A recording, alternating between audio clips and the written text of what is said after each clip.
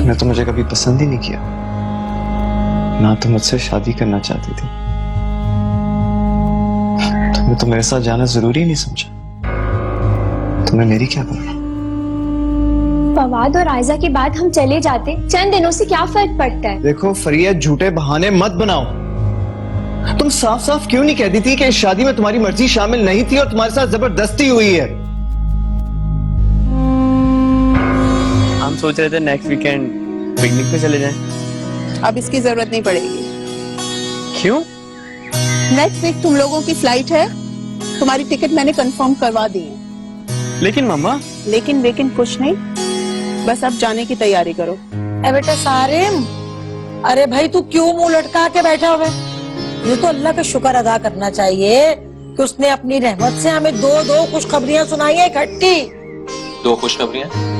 अरे हाँ ना, देख सुन, खाला आई थी कल, वो बता रही थी कि शहरीन के लिए एक बहुत ही अच्छे लड़के का रिश्ता लेके आ रही हैं। एक तो हो गई है और दूसरी तो जो तू बाहर के मुल्क जा रहा है बिगुल बजा के। यहाँ शादी करना ना करना मेरे माँ बाप का फैसला था और अच्छी लड़कियाँ अपने माँ बाप के फैसले पर सर झुकाया करती हैं, उनसे कोई सवाल नहीं करती। लेकिन जब उन्होंने इनकार किया था तो तुम्हारी मर्जी तो मालूम की होगी। बिल्कुल।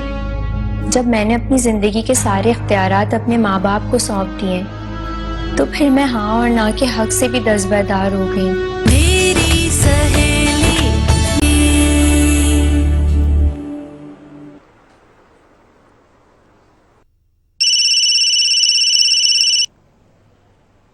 हेलो। वाह अम्मा, एक ही बेल पे फोन उठा लिया। ऐसा लगता है कि तुम्हें यकीन था कि मेरा ही फोन होगा। 100% यकीन था कि तेरा ही फोन होगा। अच्छा सुन मैरिन, अरे मैं तो ये सोच सोच के पागल हुए जा रही हूँ कि क्या करे, कैसे दांत खट्टे करे उस फरिया बीबी के। अरे देखो तो सही, वो तो इतने बड़े घर में ऐश कर रही होगी और हमें देख लो, हम यहाँ पे मर रहे हैं। और क्या अम्मा, मैं तो खुद यही सोच रही हूँ कि हमें जल्द अज जल्द फरिया के घर जाना चाहिए और वहाँ जाके कोई ऐसी बात कर देनी चाहिए कि उस फरिया की जिंदगी में जहर घुल जाए। यही तो मैं भी जा रही हूँ। अरे तू एक काम कर, अपनी उस शबाना जो है ना, उनसे इजाजतनामा ले और झट से आर्यान को साथ पकड़ और फरिया के घर पहुंच जा और वहां जाके ऐसी तीली लगा, ऐसी आग लगा दे कि वो सोच में पड़ जाए कि क्या हुआ और क्या नहीं हुआ। अम्मा सारी बातें ठीक है, लेकिन मैं शबाना खाला से किस खुशी में इजाजत लूं? अरे बेटा, तू भी ना सारी जिंदगी पगली की पगली रहना। अरे उससे इजाजतनामा ले ले। जो काम मीठे होके निकलते हैं, कड़वा बनने की क्या जरूरत है भला? अम्मा वो सब ठीक है, लेकिन मुझे ये समझ में नहीं आ रहा कि मुझे शबाना खाला के सामने मीठा बनने की क्या जरूरत है। अरे ओ बेवकूफ लड़की, तू मुंह बसोर के ना उस शबाना से इजाजत ले ले। बोलना कि मुझे फरिया की बहुत याद आ रही है, मरे जा रही हूँ उसके बगैर बिगुल बजा के। उसके बाद कम से कम तेरे पे वो तेरी सास शक तो नहीं करेगी ना। वाह अम्मा, ये तो बहुत अच्छा आइडिया है। मैं एक काम करती हूँ कि आज ही शबाना खाला से फरिया के घर जाने की इजाजत लेती हूँ। Okay bye. अब आएगा मजा जब लगेगी ना उस फरिया के घर में आग। देखो तो सही, वो तो ठंडी मशीनों में बैठी हुई आराम कर रही है, रेस्ट कर रही है और हम यहाँ पंखे को भी तरस रहे हैं। कभी आर कभी पार लगाती बिगल बजा के और पानी चबा के।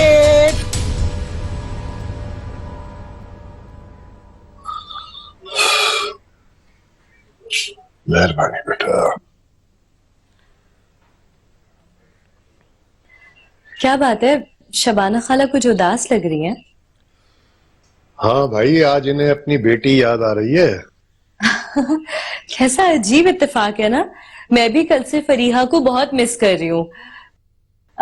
मैं सोच रही थी कि आर्यान के साथ जाकर उससे मिलके आ जाऊं उसके घर। कोई जरूरत नहीं, जब उसका जी चाहेगा वो खुद आ जाएगी। लेकिन खाला, इसमें हर्जी क्या है? अच्छा है ना, फरीहा से मुलाकात भी हो जाएगी और उसकी खैरियत भी मालूम हो जाएगी। हाँ हाँ, तुम और आर्यान आज चले जाना और फरिया को मिल लेना। वो भी तुम लोगों से मिलना चाह रही होगी, हो सकता है वो भी उदास है। ठीक है, मैं आर्यान को कॉल करके कह देती हूँ कि हाफ डे लेकर घर आ जाए। हाँ बेटा ठीक है। मैंने जब आपसे कहा था कि आज चलें उसके घर, उस वक्त तो आपने मना कर दिया। इसको इजाजत दे दी जाने की है? जब ये बच्ची इतनी अपनाइयतपन से फरिया को गले लगा रही है तो तुम भी जरा बड़ापन दिखाओ और इसको अपना लो। यही सोचकर मैंने इसको फरिया के घर जाने की इजाजत दे दी।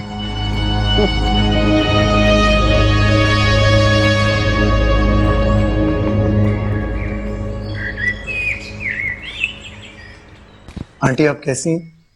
मैं ठीक हूँ, I am perfectly fine. Fariha मुझे अपना रूम तो दिखाओ भाई, मैं भी तो देखूं कि कैसा डेकोरेट किया है। हाँ हाँ फरीहा, अपनी भाभी को अपना रूम दिखाओ और दिखाओ कि तुम किस शान से यहाँ रहती हो। चलें?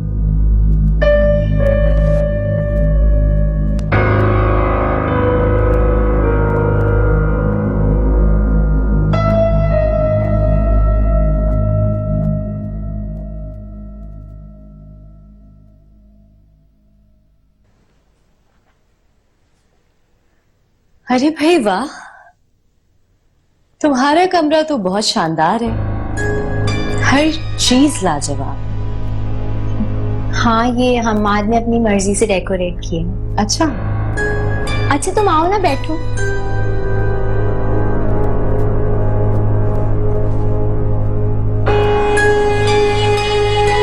लगता है आप रस्मों रिवाजों को ज्यादा नहीं मानते। नहीं, ऐसी तो कोई बात नहीं।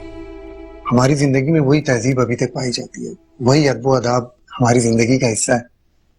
लेकिन मैंने तो सुना था कि मिडिल क्लास लोग अपनी बहनों के घर नहीं जाते, बल्कि उनके घर का पानी तक नहीं पीते।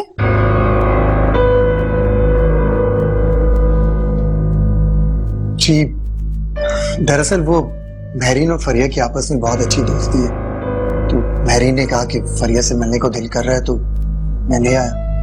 नंद और भावज में इतनी दोस्ती, हैरत की बात है। मैंने तो सुना था मिडिल क्लास में नंद और भावजें ऐसे लड़ती हैं जैसे इंडिया और पाकिस्तान, लेकिन वो समझती अपने आप को पाकिस्तान है पर होती इंडिया है।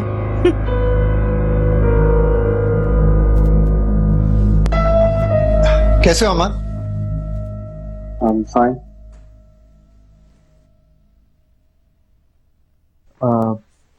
आप जरा मॉम के पास बैठे, मैं फ्रेश होकर आता।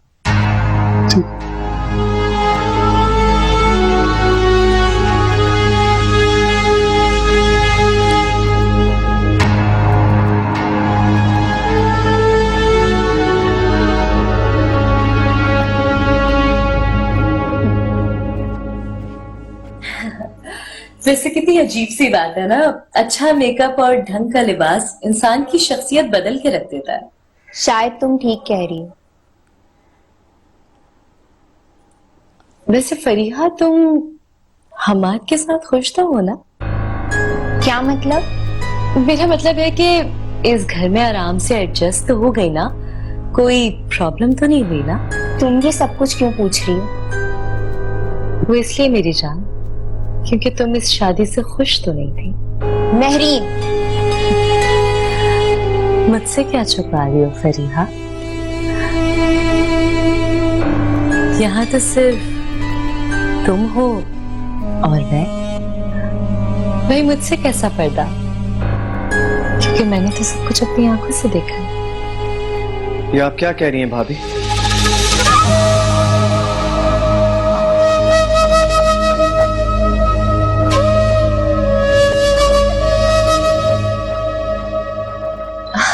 कुछ नहीं भाई, हम लोग तो बस अपनी बातें कर रहे थे, इधर उधर की। हमाद भाई, आप अभी अभी ऑफिस से थके हुए आए हैं, तो हम लोग चलते हैं। हाँ ठीक है फरिया, मैं और आर्यान जा रहे हैं। अपना बहुत ख्याल रखना, ठीक है? ओके हमाद भाई।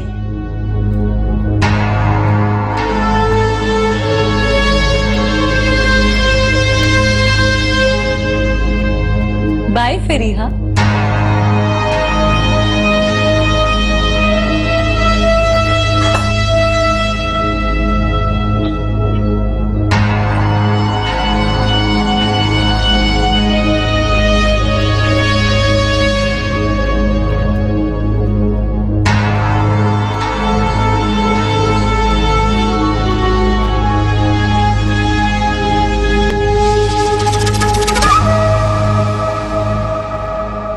अब इजाजत है।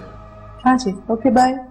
हमेशा की तरह आज भी आपसे मिलकर बहुत अच्छा लगा। तुम भी मुझे बहुत अच्छी लगती हो स्वीट गर्ल। भाई खाना खा के जाते ना। मैंने सोचा कि मैं इनसे खाने का पूछूं, लेकिन फिर ये सोच के चुप हो गई कि भाई अपने बहन के घर पे खाना पसंद करें कि नहीं करें।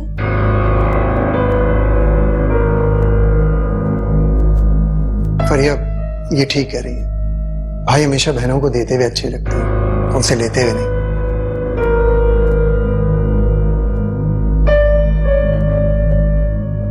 बस वो तुमसे मिलने को दिल कर रहा था तो मैं और महरीन चले आए।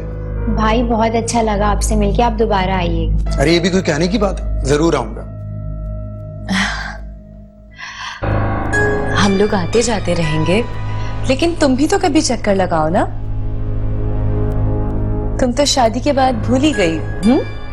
मैं आऊंगी। चलो ख्याल रखो। अम्मी और बाबा को सलाम दीजिएगा। जरूर। वालेकुम सलाम। चलो फिर अल्लाह हाफ़िज़। ख्याल रखना। आप भी ख्याल रखिएगा। अल्लाह हाफ़िज़ भाई। खुदा हाफिज, ख्याल रखना अपना।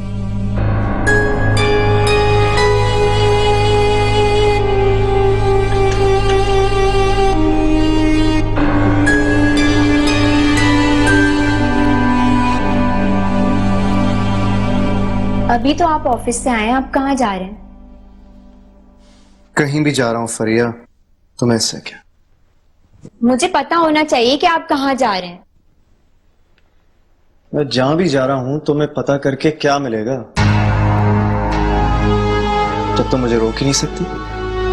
रोकने का पूरा हक है मुझे, आपकी बीवी हूँ आखिर। ओह, तो फाइनली इस बात का एहसास हो गया तुम्हें? एहसास है तभी तो आपके सामने खड़ी हूँ, और एक दिन आपको यकीन जरूर दिलाऊंगी। तो मुझे क्या यकीन दिलाओगी फरिया? जब तुम अपनी जिंदगी में अपनी मर्जी नहीं चला सकी तो फिर मेरी जिंदगी में कैसे चल सकती?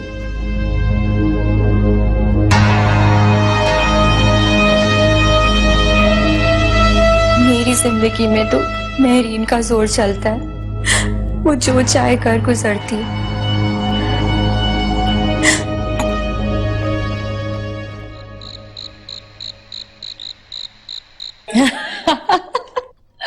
क्या बताऊं अम्मा, क्या बताऊं, इतना मजे का सीन हुआ, समझो हमारा काम तो हो गया। अम्मा की शक्ल देखते ही मैंने वार कर दिया, और फरीहा उसकी शक्ल तो देखने वाली थी उस वक्त। सच कह रही है ना तू? बिल्कुल सच अम्मा। इस बार मैंने ऐसी आग लगाई है, ऐसी आग लगाई है अम्मा, कि उस आग में अगर फरीहा ना भी जली तो उसकी खुशियां जरूर जल के राख हो जाएंगी। मैरीन, उस फरिया की खुशियों की मुझे इतनी परवाह नहीं है, मुझे तो उस फरिया का वजूद ही बर्दाश्त नहीं है। भाई मैं नहीं बर्दाश्त कर सकती उसका वजूद। अब तुम खुद सोचो ना, अगर वो वहाँ से दुत्कार भी दी जाती है, पलट के आएगी तो इधर ही ना, हमारे सीनों पे मूंग धलने के लिए बिगुल बजा के। अरे क्यों मूंग दलेगी अम्मा, इसका भी कोई बंदोबस्त हो जाएगा। और जब तक बंदोबस्त नहीं होता तब तक मुझे तो मुफ्त की नौकरानी मिल जाएगी ना, मैं तो ऐश करूंगी। हाँ भाई, तू तो महारानी बनने के बड़े ख्वाब देख रही है, मगर कभी ये भी सोचा है तूने कि मेरे बेटे सारिम के उन ख्वाबों का क्या होगा जो उस कलमुही फरिया के लिए उसने देखे हैं? अरे वो तो दुम छल्ला बन के उसके पीछे बावला हो जाएगा ना बिगुल बजा के। कहती तो तुम ठीक हो अम्मा, लेकिन तुम अपनी बेटी को इतना बेवकूफ क्यों समझती हो? क्योंकि मेरे पास इसका भी हाल है। अच्छा वो क्या? भाई वो ये कि फरीहा के वापस आने से पहले ही हम सारिम के लिए कोई अच्छी सी लड़की ढूंढ देंगे, फिर तो फरीहा बीबी का किस्सा हमेशा के लिए खत्म समझो ना अम्मा। कसम से तू मुझे बड़ा हंसाती है भाई, बहुत ही ज़हीन लड़की है तू, बिल्कुल तू मुझ पे गई है। शुक्र अल्हम्दुलिल्लाह के अपने अब्बा पे नहीं चली गई रेडुओ वाले के। बस ना मेरे अब्बा को हर वक्त ना बोला करो। वो चालाक हो गई है, चालाको बस। भाभी प्लीज आप कुछ करें ना, आपके इस मसले में पड़े बगैर अब कुछ नहीं होने वाला। आयजा बात समझने की कोशिश करो, मेरी पोजीशन पहले ही ऑकवर्ड है, मैं इस मामले में कैसे बोल सकती हूँ?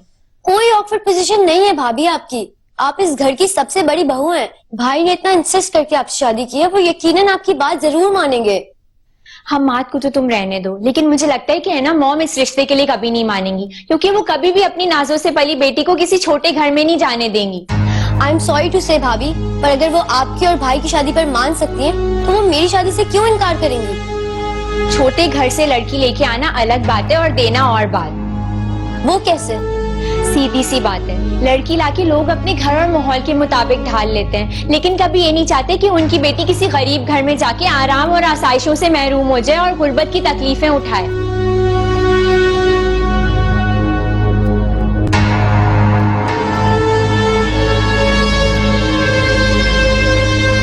वैसे शैनी तुमने बताया नहीं, वहां जाके मैं तुम्हारे लिए सबसे पहले क्या भेजूं?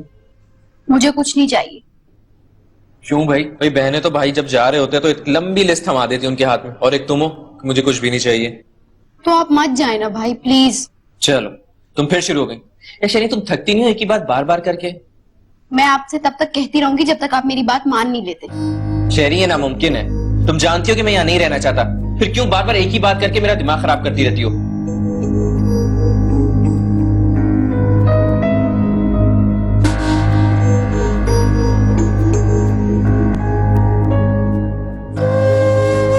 आयजा की सारिम से शादी होगी तो मेरा क्या होगा? मगर ये नहीं हो सकता, आंटी कभी नहीं मानेंगी। पता नहीं हम्माद ने उन्हें मेरे लिए किस तरह राजी किया हो। वैसे मैं एक ही रुख में क्यों सोच रही हूँ, क्या पता मान जाए। जब बेटी की खातिर मुझे कबूल किया है, तो क्या पता आयजा की खातिर सारिम को कबूल कर ले। अगर ऐसा हुआ तो मैं कितनी प्रॉब्लम में आ जाऊंगी। लेकिन मुझे नहीं लगता आंटी इतनी आसानी से मानेगी। उन्होंने तो मुझे दिल से कबूल भी नहीं किया। कितना बुरा रवैया है मेरे साथ। नहीं, वो कभी नहीं मानेगी। ओ फायजा, तुमने मुझे किस मुसीबत में डाल दिया है। मैं क्या करूं? कैसे तुम्हें सारिम के ख्याल से रोकूं?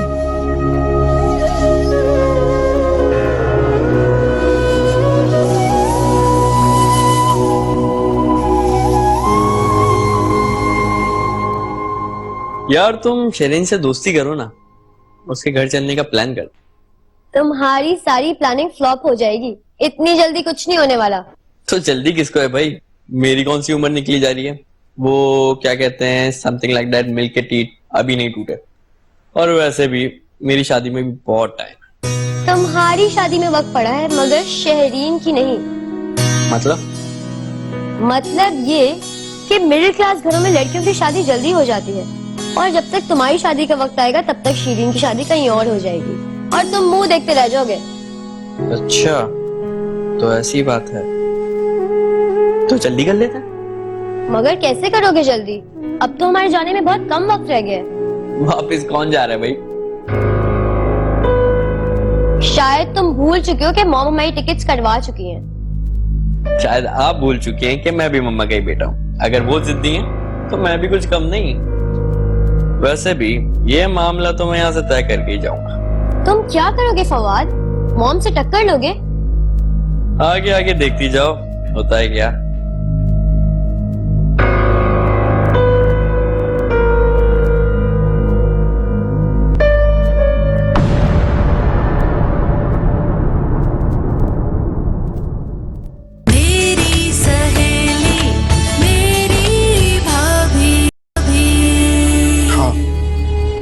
मैं फरिया की वजह से बहुत परेशान हूँ।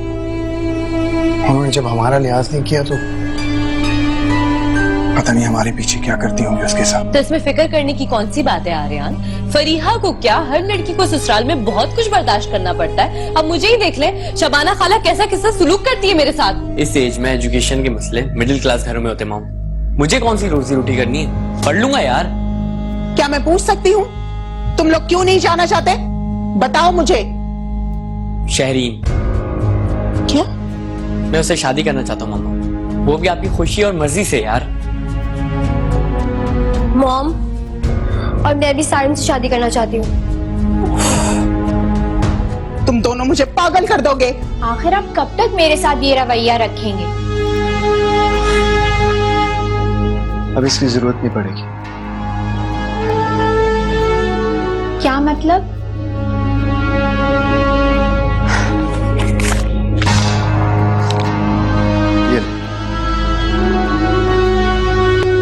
ये क्या है? Divorce papers.